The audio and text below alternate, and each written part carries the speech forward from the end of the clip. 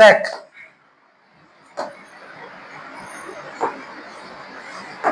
Consignment accounting,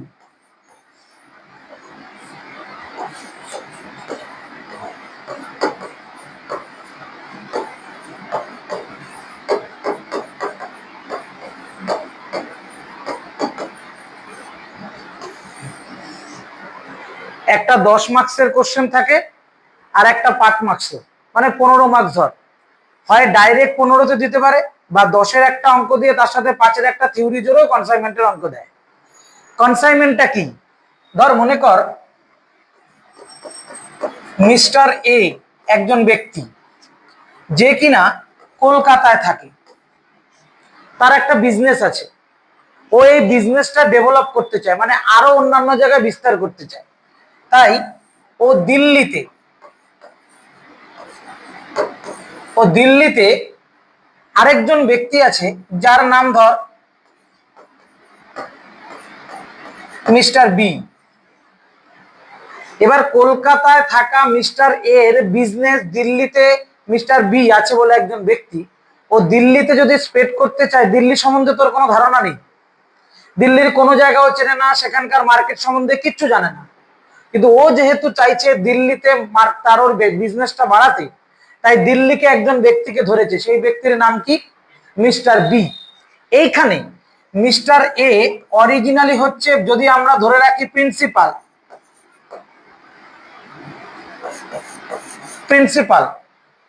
ওকে বলবো principal. আর mister B যার থ্রুতে ওর প্রোডাক্ট ও বিক্রি করবে, একে আমরা বলবো এজেন্ট।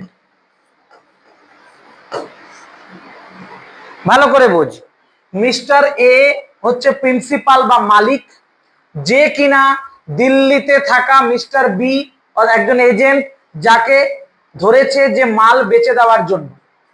এবার মাল মূলত পারচেস করবে ওই, যেহেতু প্রোডাক্টটা ওর, ও পারচেস করবে। এই প্রোডাক্টটা ওর কাছে পৌঁছে দেওয়ার জন্য যা যা এক্সপেন্স, সমস্ত এক্সপেন্স ওই পেমেন্ট করবে। ওরখানে মাল পৌঁছানোর জন্য যা যা খরচা, সব ওই পেমেন্ট করবে। এবার ওর কাজ কি? ওর যদি প্রয়োজন পড়ে, ওর যা যা এক্সপেন্স হবে, সমস্ত এক্সপেন্স, এই এক্সপেন্সও ওই পেমেন্ট করবে, মানে প্রিন্সিপাল পেমেন্ট করবে, মানে সব খরচা ওই পেমেন্ট করে দেবে। তোমার এখানে যদি লোক লাগে, গোডাউন খরচা হতে পারে, সেলসম্যান হতে পারে, যাবতীয় যা আছে সব ওকে পেমেন্ট করে দেবে। ও শুধু কি করবে? মাল বেচে দেবে। এবার ও বলল, অকারণে তো আমি তোমার মাল বেচবো না, কি লাভ তোমার মাল বেচে আমার? তখন বললো, তোমাকে অকারণে মাল বেচতে বলছি না, তুমি যে মাল সেল করবে তার জন্য তোমাকে আমি কমিশন দেব, তোমাকে আমি কমিশন দেব। এইখানে আমরা কমিশন সম্বন্ধে একটু ডিটেলস জানবো। কমিশন কয় ধরনের হয়? এটা কিন্তু নর্মাল সেলের মতো নয়। নর্মাল সেলে কি হয়? একজন সেলার থাকে আর একজন বায়ার থাকে। বায়ার সেলারের কাছ থেকে মাল কিনলো, টাকা দিল, ঝামেলা শেষ। কিন্তু এখানে ব্যাপারটা অন্য। এখানে পি নামক একজন ব্যক্তি, যিনি একটা প্রোডাক্ট বিক্রি করে, সে চাইছিল, সে কলকাতার একজন বাসিন্দা, সে চাইছিল দিল্লিতে তার বিজনেস বড় হোক বা দিল্লিতে তার বিজনেসটা হোক। তার জন্য মিস্টার বি নামে একজন এজেন্টকে ধরেছে, যে কিনা মাল ওকে বিক্রি করে দেবে। মাল পারচেস করবে কে? এ। এই পারচেস করা মাল পাঠাতে যা খরচা হবে বি এর কাছে, সব খরচা দেবে ও। আর বি যে মাল বিক্রি করবে, সেখানে সেলসম্যান লাগলে, সেখানে ক্যারেজ লাগলে, সেখানে ওয়েজেস লাগলে, সেখানে গোডাউন রেন্ট লাগলে, যাবতীয় সব খরচা করবে কে? এ। বি যেহেতু মালটা বেচে দিচ্ছে, সেজন্য ওকে কমিশন দেওয়া হবে, ও কমিশন ছাড়া মাল বেচবে না। তাহলে এই কমিশনটাও কে পেমেন্ট করবে? প্রিন্সিপাল, বা এই অঙ্কে এ। এই যে বিজনেসটা, এই বিজনেসটাকে বলা হয় কনসাইনমেন্ট বিজনেস। পুরো বিজনেসটার নাম দেওয়া হয়েছে কি? Consignment business. এখানে পি কে প্রিন্সিপাল হলেও ওকে এই অঙ্কের বেসিসে ওকে নাম করা হয় কনসাইনর। ওকে কি নাম করা হয়েছে? তার মানে মিস্টার এ যে কিনা প্রিন্সিপাল বা মালিক, এই চ্যাপ্টারের বেসি বা এই বিজনেসের বেসিসে ওর নামটা হচ্ছে কি কনসাইনর। বি যে কিনা ব্যবসার কিছুই নয়, বি যে কিনা ব্যবসার কিছুই নয়, শুধু মাল বেচে দেবে, যাকে এইখানে আমরা এজেন্ট বলেছি, এই চ্যাপ্টারের ভাষায় এই এজেন্টের নাম হয়ে যায় কনসাইনি। আর পুরো বিজনেসটাকে কি বলে? Consignment business. বোঝা গেল? মানে কনসাইনমেন্ট বিজনেস ব্যাপারটা বোঝা গেল। ব্যাপারটা এরকম দাঁড়ালো, মিস্টার এ একজন ব্যক্তি যে কিনা দিল্লিতে থাকে, সে চাইছে তার প্রোডাক্ট দেশের বিভিন্ন প্রান্তে ছড়াক, কিন্তু দেশের বিভিন্ন প্রান্তে গিয়ে নিজের পৌঁছে মাল বিক্রি করা তার পক্ষে সম্ভব নয়। তখন সে কি করলো? দিল্লিতে থাকা একজন ব্যক্তি মিস্টার বি কে পাকড়াও করলো, বলল তুমি আমার হয়ে প্রোডাক্টের মাল বেচে দাও, মাল কিনে তোমার গোডাউন অব্দি পৌঁছে দেওয়া অব্দি সমস্ত খরচ আমি করব, তুমি মাল বিক্রি করার জন্য যা যা খরচা করতে হয় সেটাও আমি পেমেন্ট করব, এমনকি তুমি যে মাল আমাকে বেচে দেবে তার জন্য তোমাকে কমিশনও দেব, তুমি শুধু আমার মালটা বেচে দেবে। এই বিজনেসটাকে বলা হয় কনসাইনমেন্ট বিজনেস। এখানে যিনি অরিজিনাল বিজনেসটার মালিক তার নাম কি? কনসাইনর। আর যে এজেন্ট মালটা বিক্রি করে দিচ্ছে তার নাম কি? কনসাইনি। বোঝা গেছে? এবার আমরা ওইখানে গিয়ে দেখব এখানে আর কি কি জিনিস ডিটেলসে দেওয়া আছে।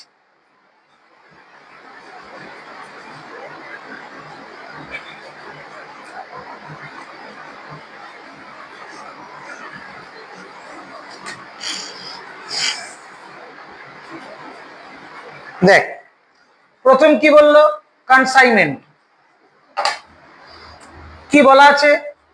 sometimes it is economical for manufacturer or wholesaler to appoint agent to sell goods on behalf of, মানে এজেন্টকে কেন ব্যবহার করা হয়? কার বিহাফে? মাল বেচার জন্য, কোম্পানির বিহাফে। আমরা যে লোকালে যে বিভিন্ন মোবাইলের দোকানগুলো দেখি সেখানে স্যামসাং, ওপো, ভিভো এগুলো বিক্রি হচ্ছে, এগুলোর মালিক তো এরা কেউ নয়। স্যামসাং কোম্পানি এদেরকে মাল পাঠিয়েছে, বেচে দাও, কমিশন দেব। এমনকি তোরা নিজেরাও দেখেছিস দোকানগুলিতে স্যামসাং বা ওপো বা ভিভো তাদের লোকও রাখে যে এদের পয়সাও আমরা দেবো, তোমরা শুধু মালটা বেচে দাও। অন বিহাফ অফ কি? dispatch of goods from one person to another person for the purpose of selling is termed as consignment. এই বিজনেসটাকে কনসাইনমেন্ট বিজনেস বলে, যেহেতু এক পার্সন থেকে আরেক পার্সনের মাধ্যমে। বললো goods so sent are termed as good sent on consignment. Normally আমরা কাউকে যদি কোনো জিনিস পাঠাই, ধর কাউকে মেইল পাঠালাম, আমরা কি লিখি? মেইল সেন্ট, তাই তো? কাউকে হোয়াটসঅ্যাপে মেসেজ পাঠালাম, মেসেজ সেন্ট। এইখানে গুডস পাঠাচ্ছি, গুডস কিন্তু সেলের জন্য পাঠিয়েছি, এই সেলটা অন্যান্য সেলের থেকে আলাদা বলে এখানে বলা হলো গুড সেন্ট অন কনসাইনমেন্ট। কারণ কি বলতে, এটা কিন্তু ডাইরেক্ট সেল হয়নি, এইটা এজেন্টের কাছে বা কনসাইনির কাছে গিয়ে পৌঁছেছে মাল বিক্রি করার জন্য, তার জন্য এটাকে বলা হয় গুড সেন্ট অন কনসাইনমেন্ট। অঙ্কে আমাদের প্রথমে এগুলো পাবো। দি সেন্ডার, যেটা তোদের বললাম, ইজ কল্ড কনসাইনর। এখানে যিনি সেন্ডার আছে বা প্রিন্সিপাল বা মালিক তাকে কি বলে? কনসাইনর।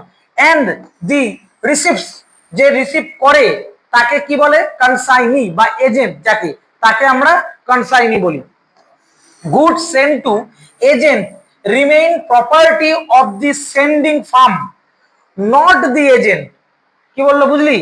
যে গুডসটা পাঠানো হলো সেই গুডসটার অরিজিনাল মালিককে সেন্ডিং ফার্ম, যে মালটা পাঠিয়েছে, এজেন্ট কিন্তু এর মালিক নয়। এবার এই লাইনের দ্বারা কি বোঝাতে চাইছে বলতো?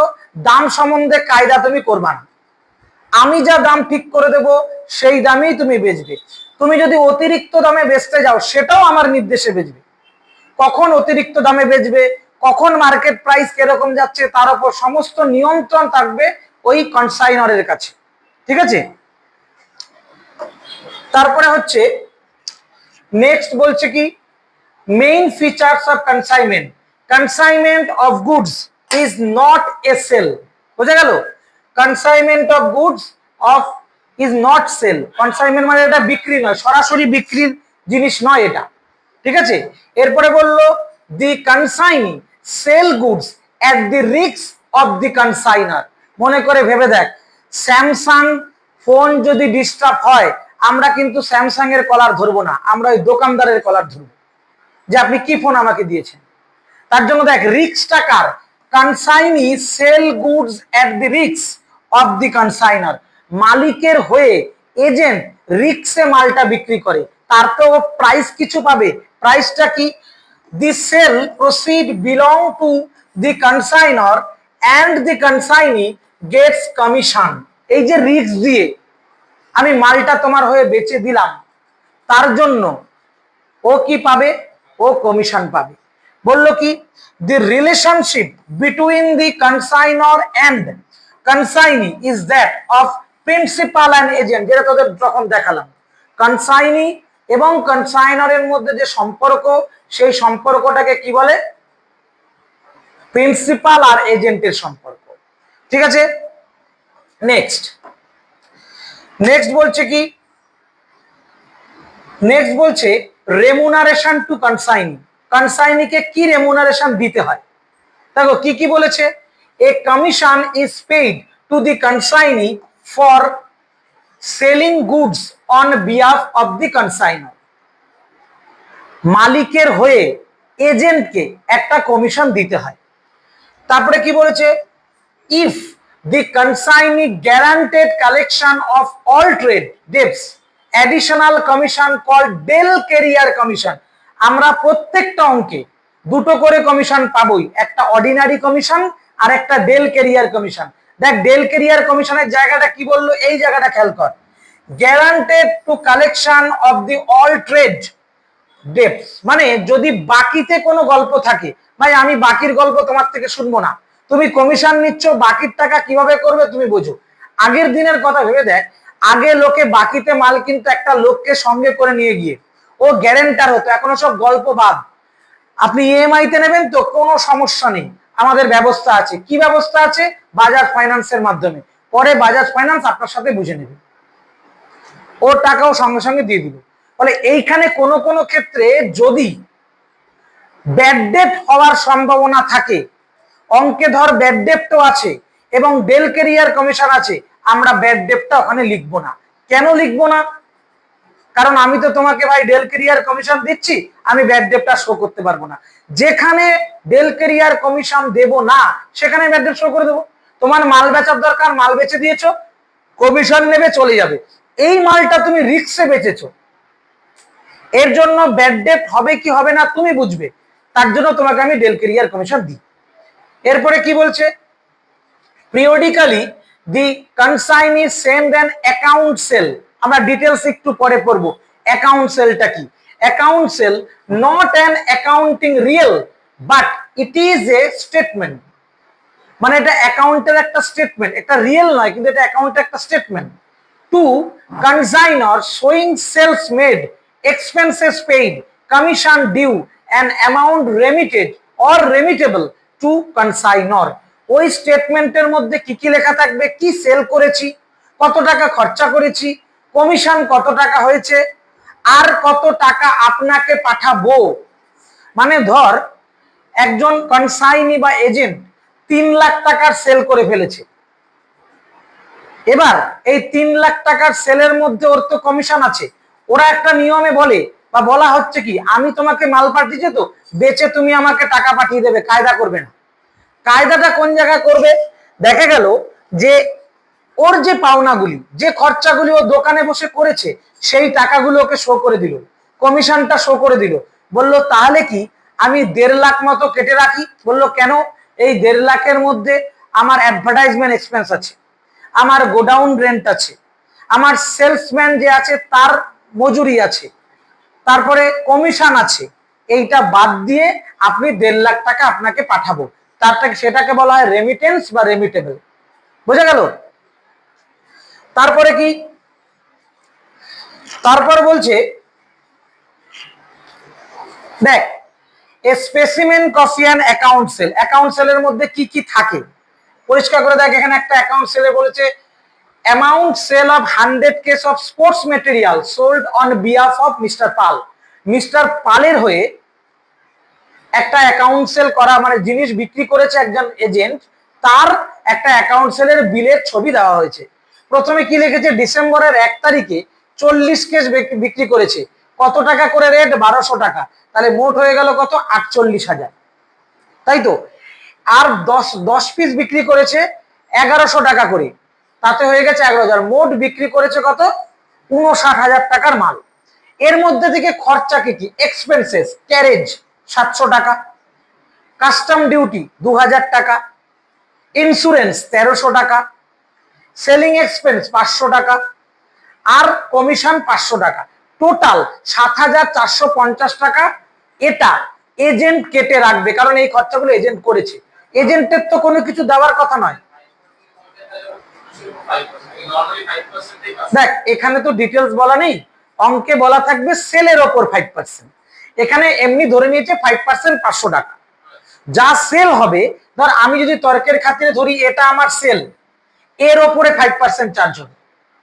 আমি তো কথাই আছে, সেলের ওপর আমি কমিশন নেব, যা সেল করব তার উপর কমিশন আপনি দেবেন আমাকে, তাহলে ওটা হলো 500 টাকা। তাহলে কত দাঁড়িয়ে গেল, আমি ওনাকে পাঠাবো কত, 51,550, নিচে একটা 20,000 আছে, এটা কিসের দেখ, বলেছে less amount remitted by bank draft. অনেক সময় দেখা যায় এখন অ্যাভেলেবেল হয়ে যাচ্ছে, যেমন তোদের চোখের সামনে এখানে একটা প্রিয়া মোবাইল পার্ক আছে, এরা এমন একটা পজিশনে পৌঁছে গেছে, এদের আর টাকা জমা দিয়ে ফোন আনতে হয় না। ধর তুই নতুন একটা দোকান করেছিস, তুই স্যামসাং এর কাছে 2 লাখ টাকার ফোন চাইলি, বিভিন্ন ভ্যারাইটির মডেল নাম্বার নিয়ে, ওরা বললো পাঠাবো, নিশ্চিন্তে পাঠাবো, আপনি বেচে দিন আমাদের ওই মাল, আপনি কিছু টাকা আগে অ্যাডভান্স দিয়ে রাখুন। তখন দেখা গেল তুই 50,000 ওদেরকে দিয়ে রেখেছিস, এবার ওরা মাল পাঠালো, তুই বিক্রি করলি, বিক্রি করে লাস্টে তোর বিক্রি হয়েছিল সবকিছু করে কত, 91,550, তুই বলবি আমি কিন্তু আপনাকে 20,000 টাকা আগেই পাঠিয়ে রেখেছি, তাহলে এখন বাকি রইলো কত, 31,550 টাকা। বোঝা গেল বিজনেস, ওকে তো তোর টাকা পাঠাতে হবে, সব কেটে কুটে যেটা আছে সেটা আপনাকে পাঠিয়ে দিলাম, মালিক বুঝে নিল, ওকে। বোঝা গেল এটা কিভাবে তৈরি হয়। আচ্ছা, এরপরে কি আছে দেখ, এরপরে আছে ইম্পর্টেন্ট টার্ম কি কি, প্রোফর্মা ইনভয়েস, এগুলো লেখাতে যতটা কঠিন মনে হচ্ছে অঙ্কতে আরো ইজি হয়ে যাবে। প্রোফর্মা ইনভয়েস মানে কি, যেটা দাম তার থেকে বাড়িয়ে লেখা। ধর কোনো একটা প্রোডাক্টের দাম 100 টাকা, ওরা বলে দিয়েছে 25% ইনভয়েস করে পাঠালাম, তুমি 125-এ মাল বেচবে, কিন্তু মনে রাখবি পরীক্ষায় আমাদের যে অ্যাকাউন্টটা কাটতে দেয় in the books of consignor, মালিক তো জানে কোনটার দাম কত। বোঝা গেল, এখানে দেখ বলেছে proforma invoice, a statement prepare by the consignor, ভালো করে লক্ষ্য কর, স্টেটমেন্ট প্রিপেয়ার বাই দি কে, কনসাইনর, মালিক বানায়, stating the quantity, quality and price of goods. ঠিক আছে, এরপরে বললো direct expense, all the expense till the goods reach the godown of the consignee, কনসাইনির গোডাউনে মাল পাঠানোর আগে অবধি যা যা খরচা, সেই খরচা কে করে, মালিক করে বা কনসাইনর করে, এটাকে কি এক্সপেন্স বলে, ডাইরেক্ট এক্সপেন্স। গোডাউনে ঢুকে যাওয়ার পর থেকে খরচা কার শুরু হলো, কনসাইনি, পেমেন্ট কিন্তু করবো ওই কনসাইনরই, কিন্তু ওই খরচাটাকে কি বলা হয়, ইনডাইরেক্ট এক্সপেন্স, পরেই আছে ইনডাইরেক্ট এক্সপেন্স। বলে এটা নন রেকারিং হয়, কেন নন রেকারিং, কিছু কিছু খরচা যেগুলো নন রেকারিং আর কিছু কিছু খরচা রেকারিং, যেমন মালিক যে খরচাটা করে পাঠিয়েছে সেটা কিন্তু নন রেকারিং, একবারে ও বারবার করবে না। লরিতে মাল তুলে দিল, লরি ভাড়া দিয়ে দিল, মালের ইন্স্যুরেন্সের চার্জ দিয়ে মাল পাঠিয়ে দিল, ওটা কি বারবার দিতে হবে। রেকারিং কোনটা, মাল গোডাউনে ঢোকার পর প্রত্যেক মাসে গোডাউনের ভাড়া দিতে হয় তো, রেকারিং। সেলিং এক্সপেন্স রেকারিং, কারণ যখনই সেল করতে হচ্ছে তাকে চা খাওয়াতে হচ্ছে, একটা জলের বোতল দিতে হচ্ছে, ঠিক আছে, কোনো গিফট দিতে হচ্ছে, সেলিং এক্সপেন্সটা রেকারিং। এই রেকারিং নন রেকারিং নিয়ে অঙ্কে এফেক্ট আছে। বলেছে non recurring nature and increase the value of the goods, that is freight, carriage, insurance, loading and unloading charge. দেখ প্রত্যেকটা যেটা নাম বললাম প্রত্যেকটা একবারই খরচা হয়, লোডিং আনলোডিং একবারই খরচা, বারবার লোডিং আনলোডিং করতে হয় না, ইন্স্যুরেন্সের খরচা একবারই, ক্যারেজ চার্জ একবারই, এগুলো বারবার করতে হয় না। বুঝা গেল।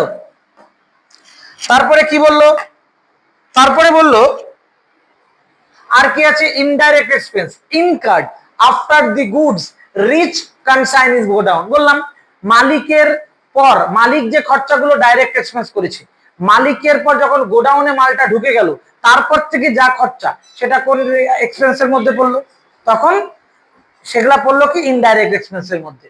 এরপরে বলেছে they are of recurring nature and do not increase the value of goods. কিছু রেকারিং নেচারের ব্যাপার আছে যেগুলো গুডস এর ভ্যালুটাকে বাড়ায় না।